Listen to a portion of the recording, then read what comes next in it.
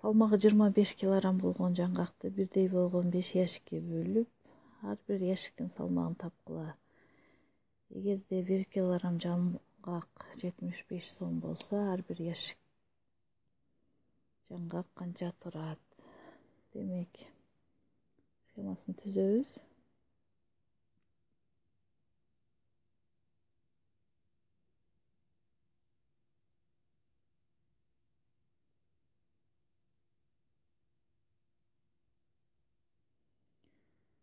Схемасын түзсөк,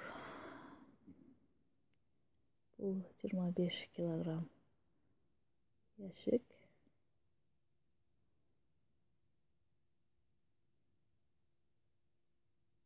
25 килограмм жаңгактын килограммы.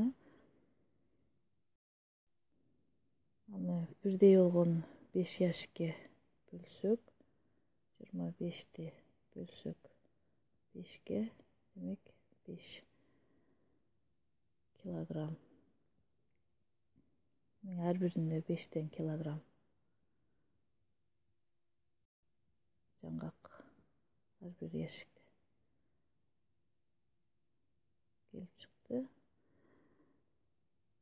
Ал эми 1 килограмм жаңгак 75 сом болсо, ар бир яшик жаңгак канча турат?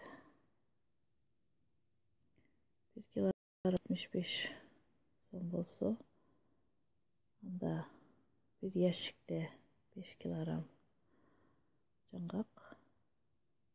Демек, 75 сомду биз көбөйтөбүз 5 килограммга. Анда 25 2 жогорку разрядка 5 жерде 7 35 2 менен 37 375 сом bir яшик.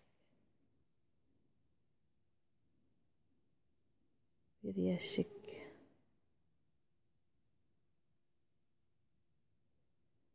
яшик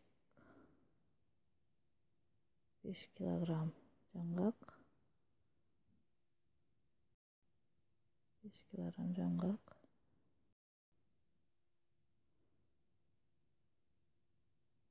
375 сом болот.